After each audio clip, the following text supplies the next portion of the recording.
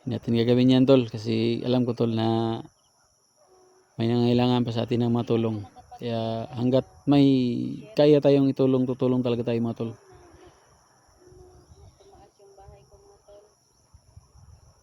So yun tol yung sa ano sa kabila. Correct me if I'm wrong. Sa to. Tama, ipagtama mo tol kung mali ako.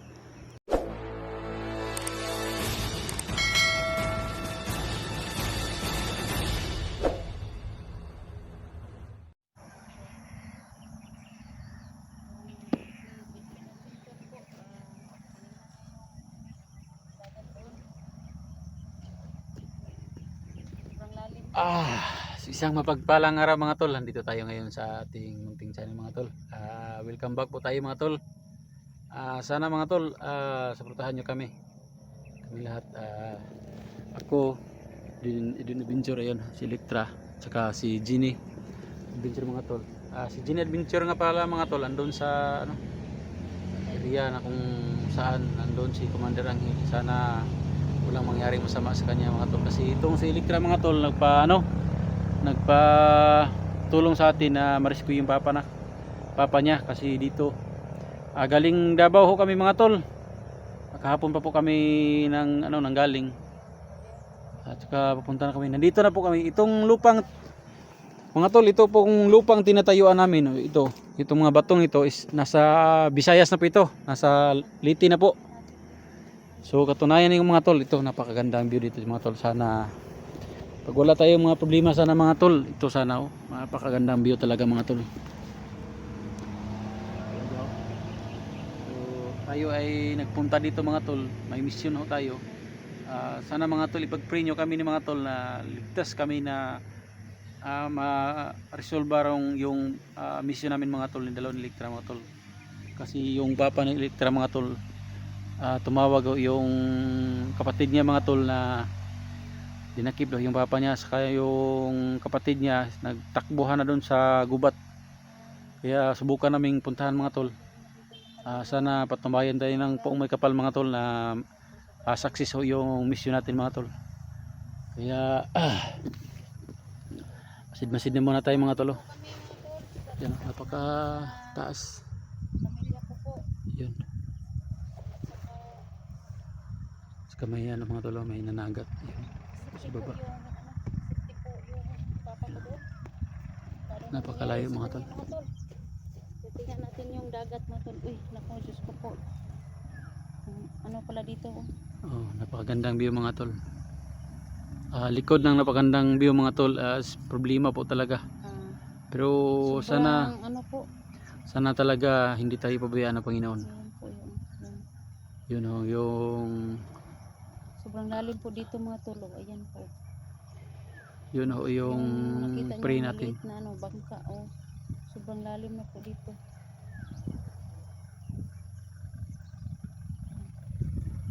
So yun mga tol. Sobrang ganda po dito mga tol. Kaya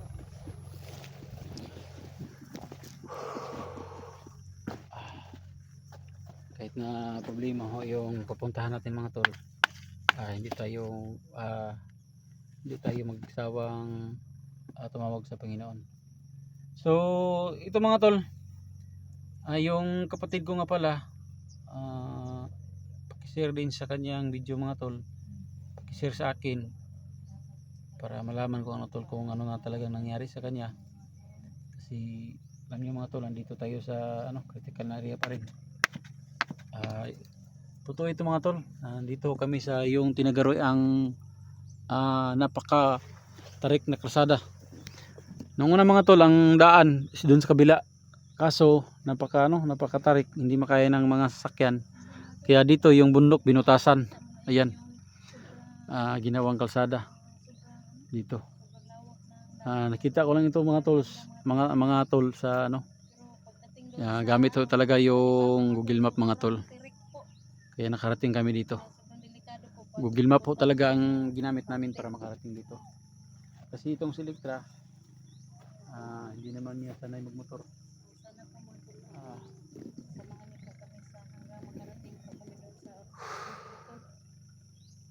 out po kay ano, Oh, shout out nga kay pala. Romeo Torpedo po, Oh, idol. yun. Shout out sa idol. Shout out po sa inyo Ni dyan. Torpedo daw. God bless you po. Ingat ka lagi. Kay Ma'am Lovely Heart po. Okay, Madam Idol, Shout Lovely out po Heart. sa iyo, idol. Bigay God mo shout bless out. you po. Ingat ka lagi dyan. Sa Luzon, Visayas, Mindanao po mga tol, no? Sa may ano sa abroad po. Lalong-lalo na sa mga OFW mga tol. Kaya maraming salamat po sa inyong suporta sa akin, no? Yun. At saka kay Edwin Adventure mga tol. Kay Ginny rin, Ginny. Ginny pala. Kay Ginny pala. Tinawagan namin kagabi. Tinawagan namin, sinabihan namin na mag-ingat siya doon, no? Po, mga tol.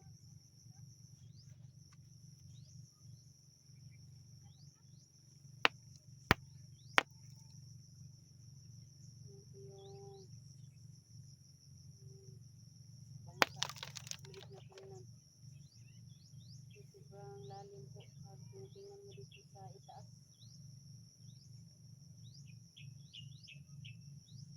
So, yan po. Patuloy po kami ngayon sa aming mission na makarating po sa aming sa ating pamilya mga tulog. Ano nang nangyari sa papa ko sa mga kapatid ko. Mga magulang ko po, sana ligtas po sila ngayon na baka may tumulong sa kanila po. Pag-pray niyo po kami ngayon na makarating po kami ng maayos, no? Kasi nagpatulong po ako kay ano, kay Edwin Adventure po. Yung idol natin, ayan po yung hanap ng gold. So, balik tayo dito mga tol. Napakaganda ang view mga tol. Pero kung malaki-laki na yung problema mo mga tol na parang wala nang sulbad, dito tol, Yung tumalon dyan. dito yung tumalon dito, impas na lahat. Pero wag na muna mga tol kasi nahiya tayo sa mga utang natin hindi pa nabayaran. Kaya babayaran muna natin bago tayo tumalon dito.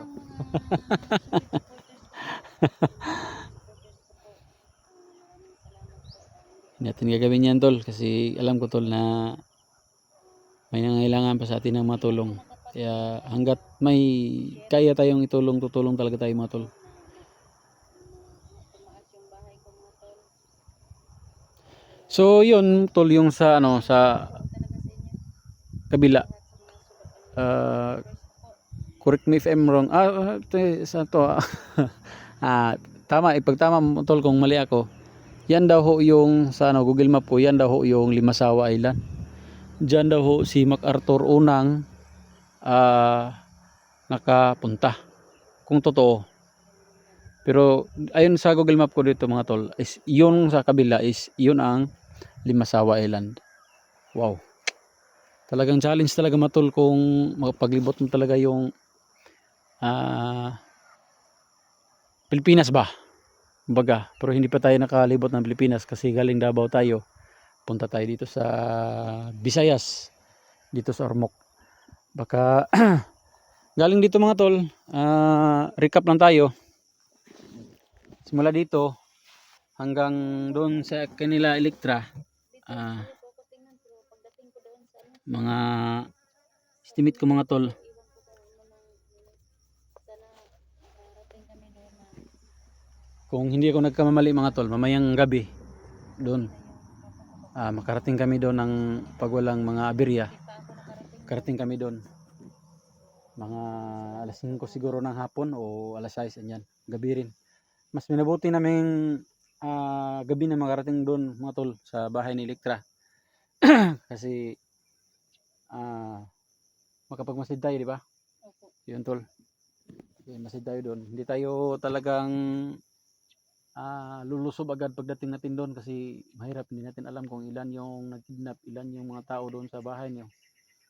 Saka Pero yung ano namin doon, ito ano, konti lang yung mga kapitbahay nila. surbihin pa natin yung area tol. Magulang ko po.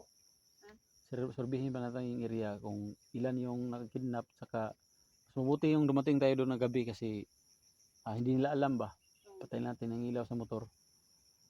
Hindi kalayuan, makita natin bahay nyo. Yung mga kapitbahay ng magulang ko, mababait naman yun. Sige tol. So ganyan ang plano namin mga tol. Kahit na alam ng mga bandido na yan ang plano naman namin mga tol, hindi naman nila alam kung saan kami galing. Tsaka kahit na ipaalam namin yung plano namin, talagang sila doon na nagbabantay na talaga. I hope lang sana mga tol na yung papa ni Idol Electra natin is doon pa. Kasi alam niyo yung mga hayop yung mga bandidong yan. Sana Mga bato. sana safety tayo mga tol. So grabe talaga tong lugar nila dito mga tol kasi napakainit. It's very hot. Wow.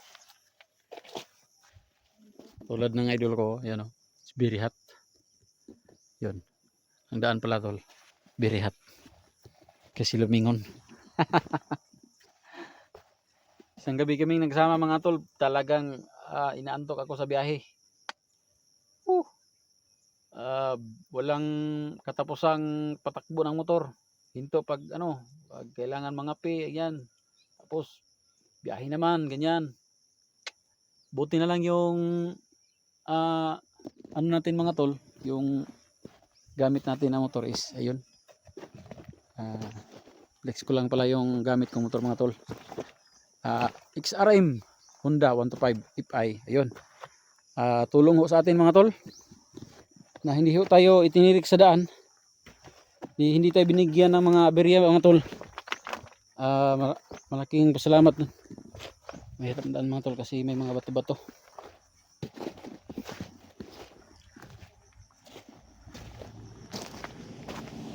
So yun.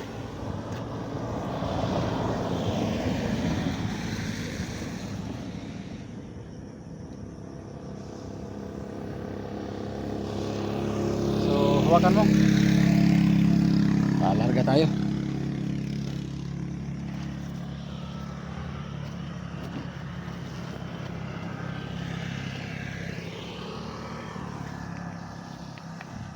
Buti na rin yung gabi kami makarating doon sa kanila Electra mga tol kasi makapagmasid kami ba. Kailangan na magmasid kasi mahirap nang munahan. Pero tayo pa mga tol, hindi tayo munahan. Mga yung mga bubo yung mga bandido yan. Hindi nila alam na saan tayo nanggaling pag kami ang mutakit. Kaya pa silang lahat. Gabayan tayo ng Panginoon. Una talagang sandigan natin mga tol, Panginoon. Saka kayo mga viewers namin na walang sawang nagpipray sa amin na safety kami. Thank you talaga dyan.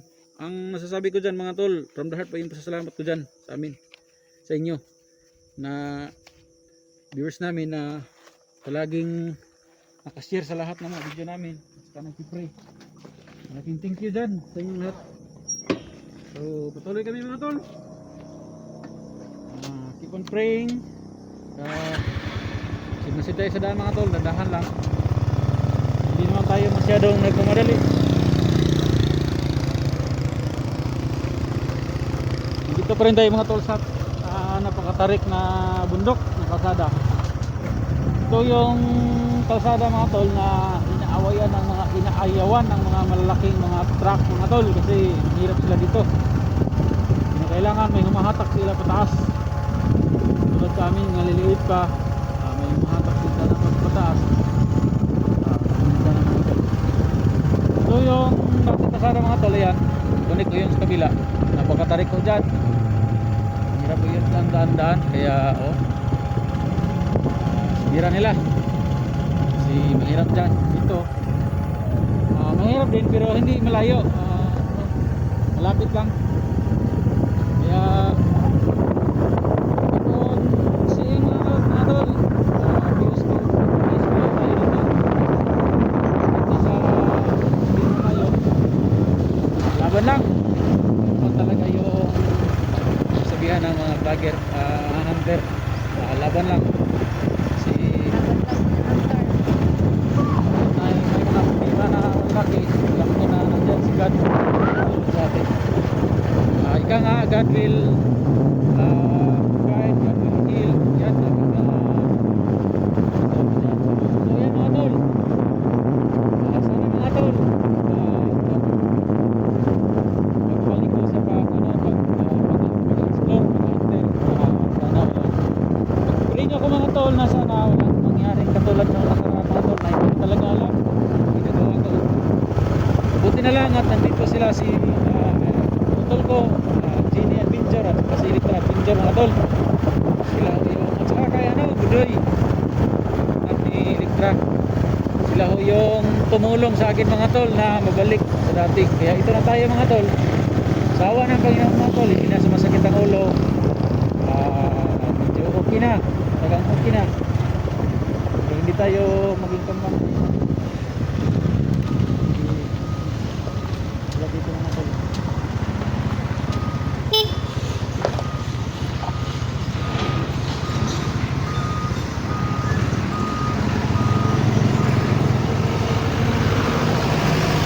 Kaya po mga tol, nag-repair po sila dito sa dinadaanan namin kasi yung malalaking mga batong na tol is sobrang laki po dito mga tol yung mga batong na nahuhulog po. Kaya na-repair po nila mga